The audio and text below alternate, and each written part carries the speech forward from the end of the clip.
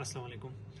अच्छा, ये मेरे पास ड्रिप्स पड़े हैं कुछ, और आज इसको डिस्कस करते हैं इसमें डिफरेंस क्या है और ये किस किस पेशेंट को कौन सा ड्रिप लगना है। ठीक है, ये हमें एज अ पेशेंट अटेंडेंट और as a staff, as a doctor, as a pharmacist, हम सबको इस चीज़ को समझना चाहिए। हर बंदे को इसकी इल्म होनी चाहिए कि कौन से पेशेंट को क्या चीज़ लगेगा और वो किस टाइम लगेगा।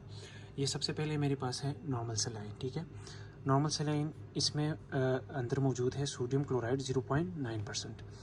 ये उन पेशेंट्स को लगते हैं जिनका बीपी लो होता है और जिनको फ्लूइड्स की ज़रूरत होती है। जब बीपी उनका डाउन होता है उनको सोडियम क्लोराइड का ज़रूरत होता है, तो उसी सिचुएशन में ये ड्रिप उनको नॉर्मल सलाइन लगेगी। हमारे पास ये मैं इस चीज़ लिए करता हूँ डिस्कस कि हमारे पास पेशेंट जब आते हैं उनको बाहर की किसी क्लिनिक से उनको कोई चीज़ अटैच हुई आती है और वो उसको इस चीज़ की ज़रूरत नहीं होती और उनको ये लगी हुई होती है।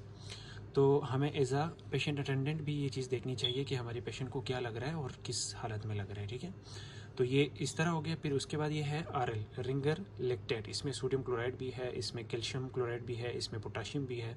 ये उन पेशेंट्स को लगते हैं जिनको डायबिटीज़ होती है और उनको फ्लूइड्स की ज़रूरत होती है। उनका जो जिन पेशेंट्स की इलेक्ट्रोलाइट्स कम होती हैं, जिनको मोशंस हुए होते हैं और इलेक्ट्रोलाइट्स उसके साथ भी कम होती हैं, तो उनको ये लगेगी।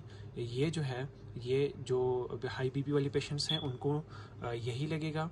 ये हाई बीपी पेशेंट्स को नहीं लगेगा। ठीक है, ये जो है ये डायबिटिक पेशेंट को नहीं लग सकता, ये डायबिटिक पेशेंट को लग सकता है। ठीक है, इसमें ये डिफरेंस है। इसमें सोडियम क्लोराइड है, अगर सोडियम क्लोराइड बॉडी में जाएगा तो उसका बीपी शूट कर सकता है। इस वजह से ये हम हाइपरटेंसिव जो जिसका बीपी हाई होता है उनको हम ये नहीं लगा सकते। ठीक है ना, उसको हम आरएल लगाएंगे। और जिस पेशेंट की जो पेशेंट डायबिटिक है, डायबिटिक पेशेंट को हम रिंगर लेक्टेट नहीं लगा सकते हैं, उसको हम नॉर्मल सलाइन लगा सकते हैं। ठीक है, इसके बाद आती है 5%। 5% का क्या मतलब है? इसमें होती है ग्लूकोज 5%।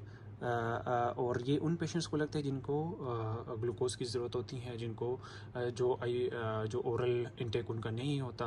ठीक है, और उनका शुगर लेवल कम हो जाता है, तो उनको ये हम 5% लगा सकते हैं। इसमें 10% भी लगाते हैं और आती है इसमें, लेकिन वो डॉक्टर की हिदायत के मुताबिक अगर उनको ज़रूरत 10% की है तो हम 10% भी इसमें लगा सकते हैं। उसमें ग्लूकोज 10% होती है अंदर। अच्छा, इसके बाद ये आती है डीएस। तो इसका क्या मतलब है? इसका मतलब ये है कि डेक्सट्रोज विद सेलाइन है। ठीक है ना, इसमें डेक्सट्रोज भी है और इसमें सोडियम क्लोराइड 0.9% भी है। इसमें डेक्सट्रोज 5% होती है और नॉर्मल सेलाइन जो इसमें सोडियम क्लोराइड है वो इसमें 0.9% होती है।